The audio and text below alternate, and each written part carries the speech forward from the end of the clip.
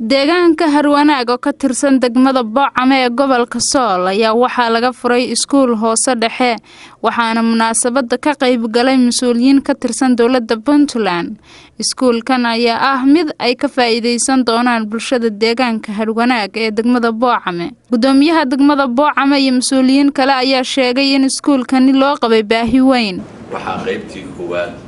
ka qayb qaatay hay'adda DRC iyo Somali Fund oo maaragtay keenay waxa la yiraahdo isku tashi oo wasaaradda waxbarashada Puntland ayadoo qayb ka ahayd. Somali Fund dadka deegaanka waxay urursadeen dhaqaalihii ay urursadeen ayaa horumarka u keenay sababtu waxay ahayd wax kula qabtay wax isku qabsay waxay ugu darsan dabadeedna dadka deegaanka ayaa dhaqaalaha ururiyo ugu badnaa waxbaa loogu daray saaka waxaynu u jeednaa iskoolkii tan quruxda badan inuu soo maray maaragtay heer uu soo maray away magaalada caafimaad male waxbarashada labada qasal oo deegaanka iyo hay'adda DRC iyo dawladda wasaaradda waxbarashada ka kaashadeen ayaa iskoolka u dhisan baahidiisuna way fara badan tahay leey male suuriyaal male ruuc caafimaad male waxaanu leenahay dawladda Puntland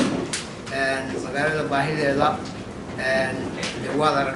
qaar ka mid ah mas'uuliyiinta dawladda ee ka qayb galay munaasabada ayaa shacabka deegaanka ugu baaqay in iskuulkani noqdo mid ay ka faa'iideystaan shacabka deegaanku. magaalada dalxiiska magaalada nabadgelyada magaalada dadku ku nasto xaq bay u leedahay inay hesho sida ay dawladdu u timaado dawladda shacabka dadka reer Puntland u yimaadaan inay u qurux badnaataan aad iyo aad u leeyihiin xaq inaad ka hadashaan annagu waa ku howlgalnaa insha Allah taala waxaan wasiirada u sheegayaa iskuulka isku tashigaas uu ku yimid isaan noocaasa shacab iyo dawladda iyo qofka waa laga wada qayb qaatay dadkuna waa isku tashanay waxaan ku hormarayaa ilaa annagana waan jaaliyadda in 18 sano deegaanka saa u qurux badan dalxiiska lagu tago aan waxba laga muujin horta mas'uuliyadda koobaad ay ka qaadanay dadku markay intay laba qol dhistaan baydaan war laba kala noogu dar markay MCH ka dhagax dhigtaan bay qaylo geeyaan deegaankii waxba ka mid ah waa isku mid baan annaga waxoogaa in ka soo hormarno hadda waxay tahay marka dowlka wasaaradda waxbarashada duruufo badan oo iska jira horta wax saaka aan runtii aan dhowran karin waa jiraan hadda inta la fadhiyay iskuul baan u baahday guri waxa la eegay halka biyaha ilmaha 60 ka baan meesha dhigtay saaka waxaan rabaa inaan go'aan geesinimada qaato haddii alla idmo labadii musqulood ugu horeeyay inaan ku dhisno wasiirka waa afduubayahay ariyo xillibaanku ay dambeeyay waxaan ku aaday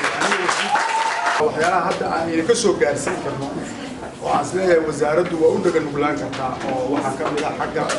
haddaan helo meel baan wax ka sugaynaa xildhibaankuna waa yimid qalabayntii iskoolka trust haddii alla idmo ayadana waxaa soo socda waa ka howlgalaynaa soo duceeyay wasiirka wasaaradda duulista hawada iyo garoomada dawladda Puntland Elias Lugator Gabile ayaa sheegay in wixii iskuulka ka dhiman ay dawladdu ku dari doonto isla markaana la dhameystirayo labada musqulood insha Allah waa dhagax dhigay khayr Allah geesinimu la yimi awal aad baan uga fikrayada oo waalay dhexdalle kulkii qanaa habar kama tagana iyadoo duruufo badan ugu xeeran yihiin halkayga alla og yahay oo wixii culays jiray in kama in wax badan laga furan laakiin insha Allah taala labada musqulood waa dhagax dhigayna waana la bilaabaya waa la bilaabaya arinta baahida kale iskuulku qabo wasiirka ballan qaaday insha Allah anana waa kala shaqeyn doonaa arinta caafimaadka deegaan inta la eegay caafimaad laada waa dhib weyn runtii iyada laftigeedu laba qaab aynu kala qaadaynaa mid idinka guryo badan baa idin banaanay horta saaka guri lagu wareejiya qola oo anana aan wasaaradda weekend gudaheeda keeno qalabkii iyo dawadii